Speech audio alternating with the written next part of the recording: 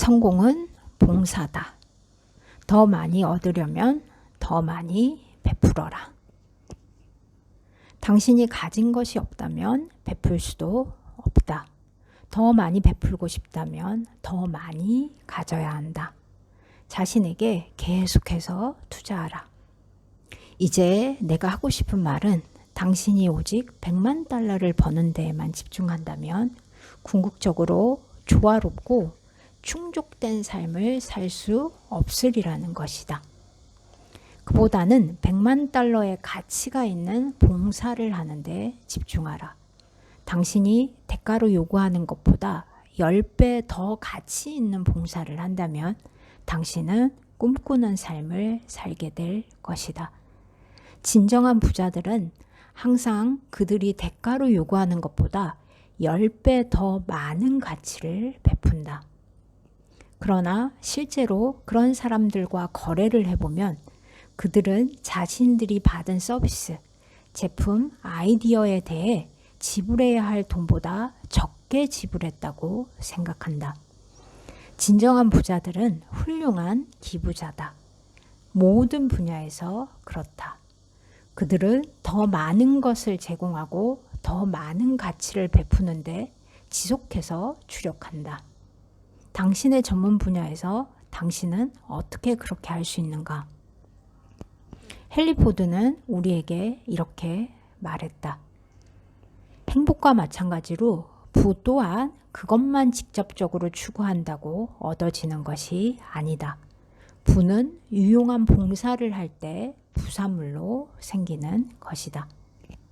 내가 말하고자 하는 요점은 이것이다.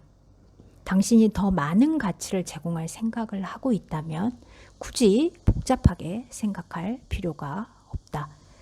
사람들은 더 많은 가치를 제공하려면 많은 돈을 쓰거나 거창한 일을 해야 한다고 생각한다.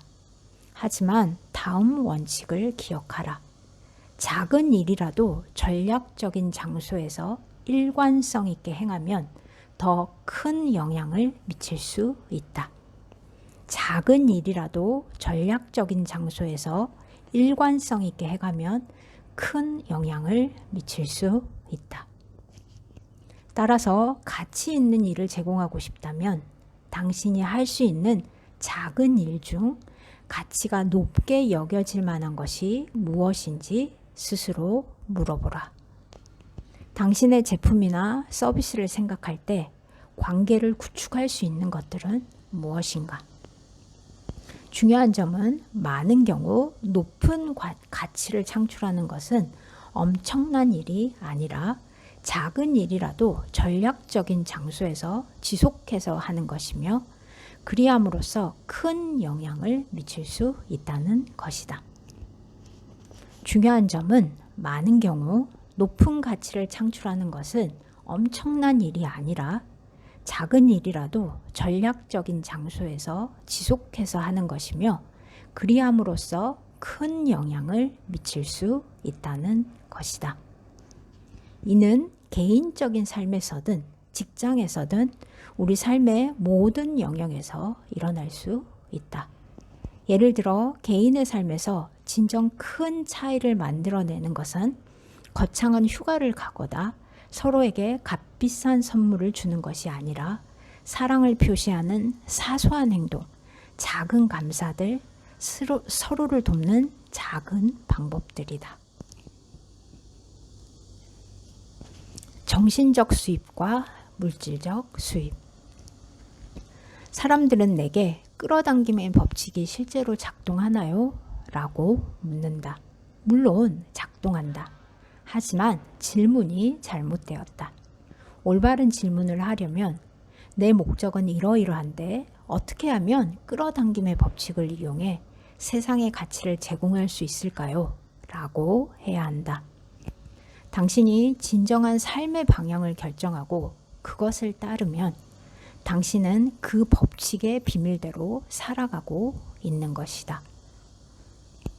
역사상 가장 총명한 사람 중 하나인 알버트 아인슈타인은 셀 수 있는 것이 다 중요한 것은 아니며 중요한 것이라고 해서 다 셀 수 있는 것은 아니다 라고 말했다. 나는 당신이 이제부터는 다른 방식으로 당신의 수입을 헤아렸으면 좋겠다. 수입에는 두 가지 유형이 있다. 영적 수입과 물질적 수입이 바로 그것이다.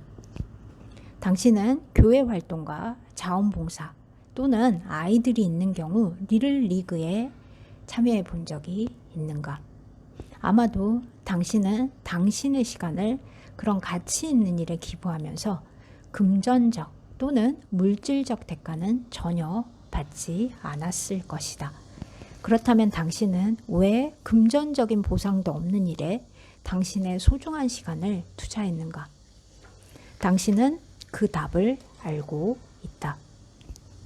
당신이 그런 일을 한 이유는 금전 때문이 아니라 당신이 의미 있는 일의 일부를 담당했다는 자부심이라는 보상을 받았기 때문이다.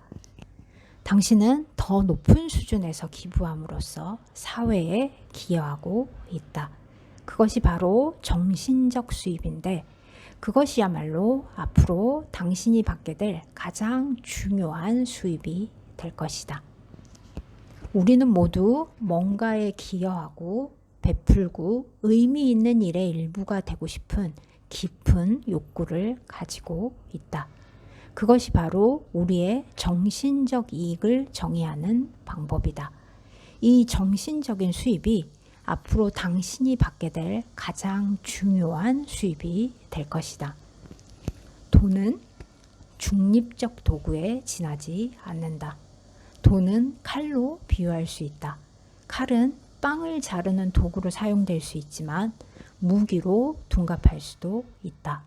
그 도구는 좋은 것도 아니고 나쁜 것도 아니다. 그냥 그렇고 그런 것이다. 하지만 사용자의 의도에 따라 달리 정의될 수 있다. 이런 점을 염두에 두고 우리가 실제로 어떻게 하면 금전적 수입을 창출하면서 정신적 수입도 번성시킬 수 있는지 이야기해보자.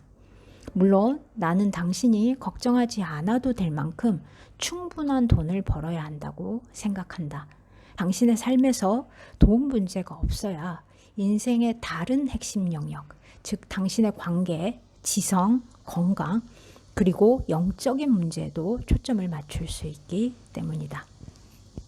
괜찮은 제안 아닌가?